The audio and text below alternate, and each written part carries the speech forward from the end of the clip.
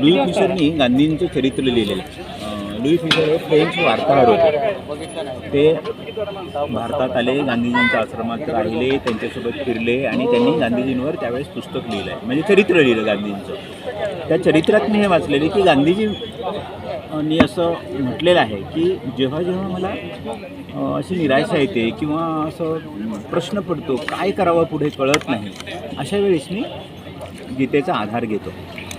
तर तशासाठीच जेव्हा जेव्हा आपल्याला प्रश्न पडतो की आता कसं वागलं पाहिजे, आपल्या मुलाला प्रश्न पडला त्याचं उत्तर कसं द्यावं हे कळत नाही किंवा मुलाशी कसं वागावं हे कळत नाही, तर मॅडमचं पुस्तक त्या चॅप्टरमध्ये तो मुद्दा वाचण्यासाठी मुद्दाम चाललं पाहिजे, वाचलं पाहिजे.